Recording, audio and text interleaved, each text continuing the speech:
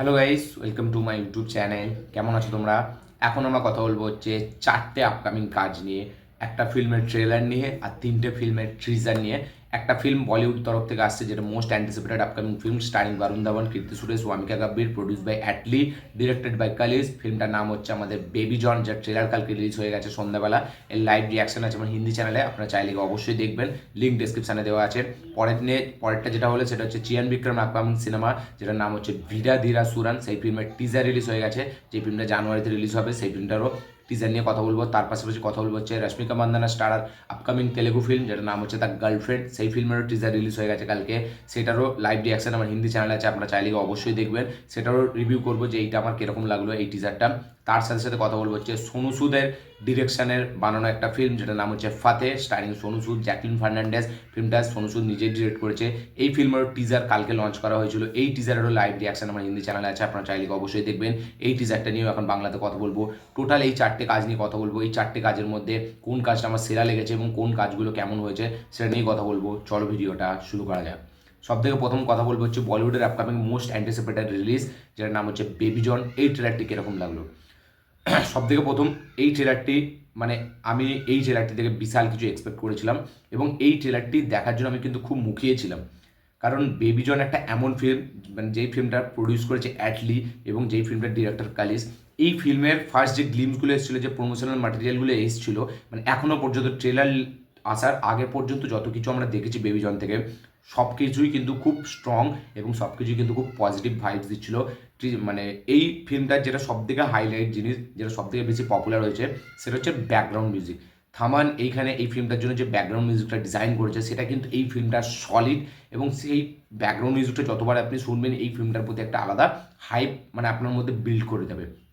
এই ফিল্মটার টিজার কাট কিছুদিন আগে রিলিজ হয়েছিল, টিজার যেটাকে বলা যায়, টিজারটি কিন্তু সলিড ছিল। সেখানে যেটা মানে ইউজ করেছিল যে ব্যাকগ্রাউন্ড মিউজিকটা, তার সাথে সাথে সিনগুলোকে যেভাবে কাট কাট করে দেখিয়েছিল, মানে সিনগুলো যেভাবে টিজারটাকে এডিট করেছিল, সেখানে অ্যাকশন, সেখানে ইমোশন, সেখানে এইরকম ব্যাকগ্রাউন্ড স্কোর, মানে এলিভেশন সিন, সেগুলো কিন্তু ব্যাপক একটা মজা দিচ্ছিল। এই টিজারটিকে দেখার একটা আলাদা মানে জিনিস প্রোভাইড করছিল। টিজারটি একটা ব্যাপক টিজারে পরিণত হয়েছিল, এবং সেই টিজারটি দেখার পর সিনেমাটা দেখার জন্য একটা আলাদা হাইপ জেনারেট হয়, একটা আলাদা এক্সাইটমেন্ট তৈরি হয়। যে ফিল্মটা 25 তারিখ আসবে, ফিল্মটাকে দেখবো।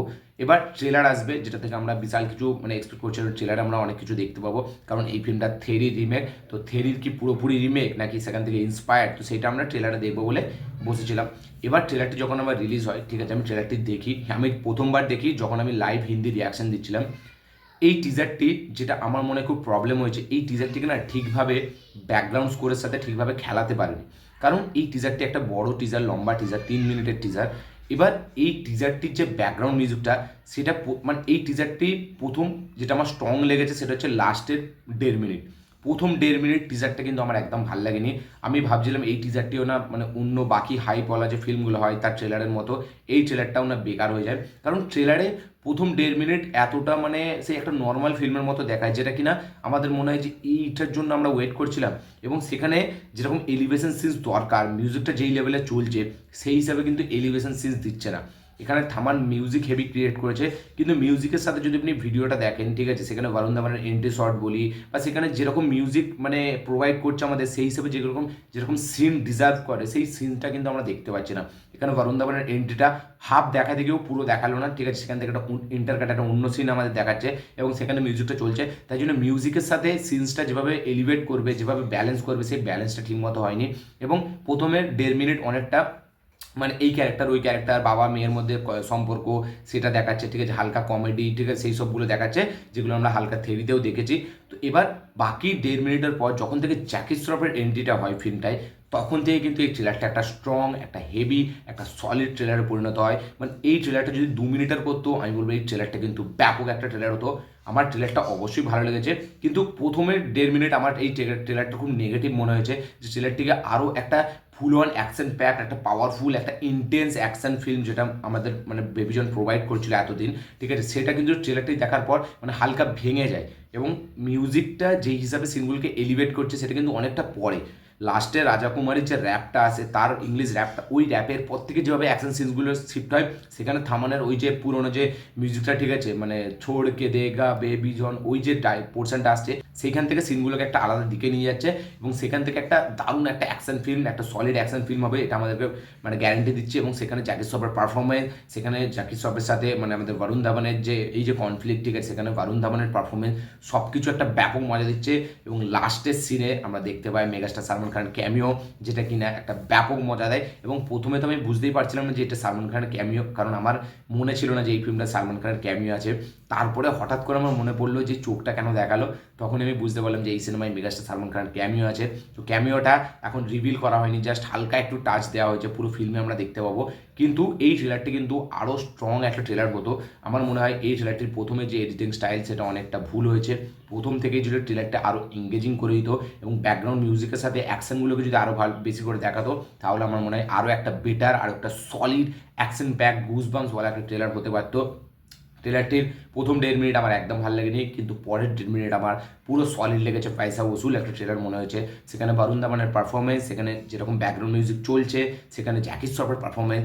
জ্যাকি শ্রফ এই ফিল্মটার হাইলাইট পোর্শন আমি বলে দিলাম, সে এই ফিল্মটাকে খেয়ে নেবে, সত্যি বলছি। তার এরকম গেট আপ, তার এরকম লুকস, তার এরকম ডায়লগ ডেলিভারি, তার মানে শরীরের অ্যাটিটিউড, তার এক্সপ্রেশন পুরোটাই অন্যরকম। এবং এরকম জ্যাকি শ্রফকে এর আগে বলিউড কোনো দিন দেখেনি।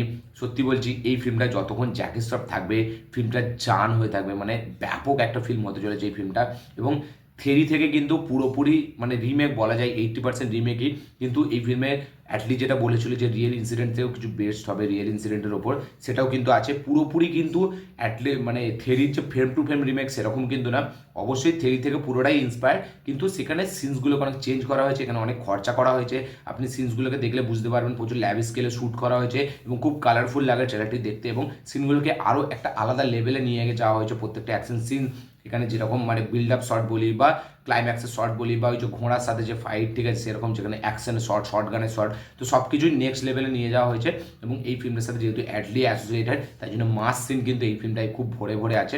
ট্রেলারটি কিন্তু আমার বেশ ভালো লেগেছে এবং লাস্টের 1.5 মিনিটটা আমার কিন্তু পুরো পয়সা উসুল মনে হয়েছে। সেখানে ব্যাকগ্রাউন্ড স্কোর এবং এই ফিল্মটার সব থেকে হাইলাইট পোর্শন হচ্ছে মানে ব্যাকগ্রাউন্ড, এই ফিল্মটার আইকনিক্স মানে জিনিসটাই হচ্ছে ব্যাকগ্রাউন্ড মিউজিক। এখানে থামান ব্যাপক সলিড একটা মিউজিক ক্রিয়েট করেছে। তো এই মিউজিকগুলো যখনই ফিল্মে বাজবে তখন কিন্তু অডিয়েন্স ব্যাপকভাবে এনজয় করবে। এবং জওয়ানের পর হয়তো আমার মনে হয় বলিউডে এই ফিল্মটার মিউজিক সব থেকে বেশি মানে চলতে থাকবে। ব্যাকগ্রাউন্ড স্কোরটা খুবই সুন্দর হয়েছে, সেখানে রাজা কুমারের র্যাপ ব্যাপক, বরুণ ধাওয়ানের পারফরমেন্স এখানে হেভি লাগছে, তাকে অ্যাকশন করতে দেখতে, তাকে খুব গুড লুকিং, খুব চার্ম এবং খুব সলিড একটা অ্যাকশন হিরো লাগছে। তার পাশাপাশি আমাকে ওয়ামিকা গাব্বি খুব কম সময়ের জন্য দেখানো হয়েছে, কীর্তি সুরেশকেও খুব অল্প সময়ের জন্য দেখানো হয়েছে। মেন এখানে ফোকাস করা হয়েছে বরুণ ধাওয়ান ভার্সেস জ্যাকি শ্রফ, যেখানে জ্যাকি শ্রফ পুরো শোটাকে খেয়ে নিচ্ছে। বরুণ ধাওয়ান সে নেক্সট অ্যাকশন স্টার হতে পারে, এবার সেটা প্রমাণ করার সময়। ব্যাপক লাগছে বরুণ ধাওয়ানকে অ্যাকশন করতে। এবার দেখা যাক ফিল্মটা কীরকম হয়। মানে থেরি অলরেডি সবাই দেখে নিয়েছে, থালাপতি বিজয়ের ফিল্ম থেরি। তো এবার দেখা যাক বরুণ ধাওয়ানের এই ফিল্মটা অডিয়েন্স কীভাবে অ্যাকসেপ্ট করে এবং ফিল্মটার মধ্যে আমাদের কতটা পার্সেন্ট নতুন কিছু দেখতে পাই। কারণ আমরা এর আগেও দেখেছি বলিউডে রিমেক হয়েছে, সেটা আমাদের রোহিত শেট্টি সিঙ্গম বলি বা গজনি বলি বা ওয়ান্টেড বলি, সেখানে কিন্তু অনেক নতুনত্ব ছিল। তো দেখা যাক এই ফিল্মটা কি সেরকম লেভেলের কিছু নতুনত্ব আমাদের প্রোভাইড করে নাকি পুরো ফ্রেম টু ফ্রেম রিমেক হয়। ট্রেলার দেখে আমি বুঝতে পারলাম যে অনেকটাই কিন্তু নতুনত্ব আছে, ঠিক আছে, পুরোপুরি ফ্রেম টু ফ্রেম রিমেক না। অ্যাটলিস্ট যেরকম প্রমিস করেছিল অনেকটাই কিন্তু এই ফিল্মে আমরা নতুন কিছু দেখতে পাচ্ছি। দেখা যাক সেটা কী হয়। ট্রেলারটা কিন্তু আমার সলিড ব্যাপক লেগেছে। ট্রেলারটা কিন্তু আমার সলিড এবং ব্যাপক একটা ইন্টেন্স ট্রেলার মনে হয়েছে। প্রথম 1.5 মিনিটটাকে যদি আরও একটু আলাদাভাবে ডিজাইন করতো তাহলে আরও ব্যাপক লাগতো। আপনারা যারা বেবি জনের ট্রেলার দেখেছেন অবশ্যই কমেন্টে লিখে জানাবেন আপনাদের কি রিয়াকশন, কি বক্তব্য এই ট্রেলারটিকে নিয়ে। এখন যদি আমরা কথা বলেছি ভিরা ধীরা সুরানের ট্রেলার নিয়ে, যে চিয়ান বিক্রমের আপকামিং ফিল্ম ভিরা ধীরা সুরান, যাতে আমরা এস.জে. সূর্যাকেও দেখতে পেতে চলেছি। এই ফিল্মটার ট্রেলারও কিন্তু আমার টিজারও কিন্তু আমার বেশ ব্যাপক লেগেছে এবং এই ফিল্মটা কিন্তু খুবই একটা রুটেড ফিল্ম হতে চলেছে। এখানেও আমরা এস.জে. সূর্যাকে দেখতে পাচ্ছি, সে ওই সারিপতা সানিবারামের মতো এখানে একটা পুলিশ অফিসার রোল প্লে করছে, সেই এখানে অ্যান্টাগনিস্ট, সে মানে চিয়ান বিক্রম ভার্সেস এস.জে. সূর্যা এখানে হতে চলেছে। এবার মানে এই ট্রেলারটি পুরোটাই তামিলে ছিল, তাই জন্য আমরা গল্প লেভেলে কিছু বুঝতে পারিনি, কিন্তু ট্রেলারটি দেখে আমার কিন্তু বেশ ভালো লেগেছে। একটা ইন্টারেস্টিং কনসেপ্ট আমরা এখানে দেখতে পেতে চলেছি। মাস কমার্শিয়াল সিনেমা, কিন্তু তার মধ্যেও একটা নতুনত্ব আছে এবং চিয়ান বিক্রম আমার মনে হয় এই ফিল্মটাতে সে কামব্যাক করতে পারে। এবং এই ফিল্মটা দেখার সময় আমার রায়ান ফিল্মটার কথা অনেক মনে পড়ছিল, কারণ সেরকম স্ট্রাকচারে এই ফিল্মটা বানানো, সেরকম একটা রুটেড কালচারের সাথে এই ফিল্মটা বানানো। এবং এই যে নায়িকাটাই ফিল্মে আছে সেও রায়ান ফিল্মে ধানুষের বোনের ক্যারেক্টার প্লে করেছিল, তাই জন্য তাকে দেখে আরও মনে হচ্ছে। এবং ধানুষের রায়ান যেটা অনেকটা খুবই রুটেড ছিল, খুব একটা জায়গায় নিজের গ্রামের মধ্যে, ঠিক আছে, ওই যে কাহিনীটা দেখাচ্ছিল, এখানেও কিন্তু চিয়ান বিক্রমের পুরো মানে পুরো ফিল্মটা টিজারটা দেখে আপনার রায়ন ফিল্মের কথা মনে করাবে। এখানে চিয়ান বিক্রম, তার একটা আলাদা সোয়াগ আছে, তার পারফরমেন্স বেশ ভালো লাগছে এবং এই ফিল্মটা খুব অ্যাকশন হতে চলেছে। টিজারটি কিন্তু আমার দেখে বেশ ভালো লেগেছে। আমি চাইছিলাম এটা হিন্দি যদি টিজার বেরোতো তাহলে দেখে আমি আরও গল্পটা বুঝতে পারতাম, কিন্তু গল্প লেভেলে বুঝতে পারছি যে হিরো ভার্সেস ভিলেনের একটা টাসেল, মানে হচ্ছে চিয়ান বিক্রম ভার্সেস এজি সুরিয়া, পুলিশ ভার্সেস একটা কমন ম্যান। দেখা যাক তার মধ্যে আমরা কী কী নতুন কিছু দেখতে পাই। টিজারটি আমার বেশ ভালো লেগেছে। এখন যদি আমরা কথা বলি রশ্মিকা মান্দানার স্টারের আপকামিং ফিল্ম, যেটার নাম হচ্ছে দ্য গার্লফ্রেন্ড, এই ফিল্মটার টিজারও কিন্তু আমার ব্যাপক লেগেছে। টিজারে ইউজ করা হয়েছে যে ব্যাকগ্রাউন্ড মিউজিকটা, সেখানে যে বিউটিফুল একটা রোম্যান্টিক ট্র্যাক চলতে থাকে, সেটা কিন্তু আমার ব্যাপক লেগেছে। একটা অন্য মানে পৃথিবীতে নিয়ে চলে যাবে মিউজিকটা, শোনার পর আপনার ব্যাপক মনে হবে। এবং এই ফিল্মটার রশ্মিকা মান্দানাকে আমরা যে হিসেবে দেখতে পাচ্ছি, এই রশ্মিকা মান্দানাকে আমরা অনেকদিন পর দেখছি। যে রশ্মিকা মান্দানাকে আমরা গীতা গোবিন্দামে দেখেছিলাম, ডিআর কমরেডে দেখেছিলাম, সেই রশ্মিকা মান্দানাকে আমরা আবার দেখতে চলেছি। এবং এই ফিল্মটা আর তার আরেকটা ফিল্ম আসছে যেটার নাম হচ্ছে কুবের রায়, তাদের ধনুষ আর নাগার্জুন আছে। এই দুটো সিনেমায় রশ্মিকা মান্দানাকে যদি আপনি দেখেন কাইন্ড অফ একই লাগছে। এবং রশ্মিকা মান্দানা রিসেন্ট টাইমে অ্যানিমেলের মতো একটা আলাদা সিনেমা করছে, পুষ্পার মতো একটা আলাদা জনরার সিনেমা করছে, কিন্তু সেই হিসাবে সেইখান থেকে যে ট্রান্সফরমেশনটা তার এই সিনেমায় এসছে এটা কিন্তু বেশ ভালো। তো সে নতুন পুরনো একদম স্টার্টিংয়ে সে যে রোল করেছিল সেই রোলগুলো সে প্লে করছে, এবং এখন ফ্রেশ যে অ্যানিম্যাল বা কুবের এই আমাদের পুষ্পা সিনেমায় যে রোলগুলো করছে সেগুলো করছে। তো এই সিনেমায় দ্য গার্লফ্রেন্ড সিনেমায় রশ্মিকা মান্দানাকে দেখে আমার কিন্তু বেশ ভালো লাগছে। খুবই প্রমিসিং একটা রোল সে প্লে করতে চলেছে এবং এই ফিল্মে তাকে কিন্তু খুব বিউটিফুল, খুব কিউট লাগছে। তার পাশাপাশি এখানে দীক্ষিত শেট্টিকে আমরা দেখতে পাচ্ছি, যা রিসেন্ট একটা ফিল্ম কানাডা ফিল্ম রিলিজ হয়েছিল যার নাম হচ্ছে দ্য ব্লিঙ্ক। সেই ফিল্মটা যারা দেখেননি অবশ্যই গিয়ে দেখবেন। একটা হেভি কনসেপ্ট, কিন্তু এক্সিকিউশন লেভেলে ফিল্মটা খারাপ হয়ে গেছিলো। তো ব্লিঙ্ক ফিল্মটা আপনারা অবশ্যই গিয়ে দেখবেন, বেশ ভালো একটা কনসেপ্ট। এবার দীক্ষিত শেট্টি, তার সাথে এখানে রশ্মিকা মান্দানার প্রেম হচ্ছে, লাভ এট ফার্স্ট সাইট হচ্ছে। এবার এদের রিলেশনশিপটাকে নিয়ে আমরা এই পুরো ফিল্মটা দেখতে পেতে চলেছি।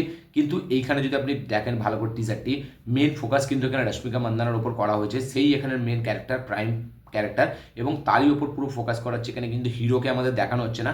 এখান থেকেই আমরা বুঝতে পারছি যে এই ফিল্মের হিরোই হচ্ছে রশ্মিকা মান্দানা। দীক্ষিত শেট্টিকে আমরা অল্প সময়ের জন্য দেখতে পাচ্ছি এবং তাকে ব্যাক সাইড দিয়ে দেখতে পাচ্ছি, ক্যামেরার মেন যে ফোকাস তার বাইরে আমরা তাকে দেখতে পাচ্ছি ব্লার হিসাবে।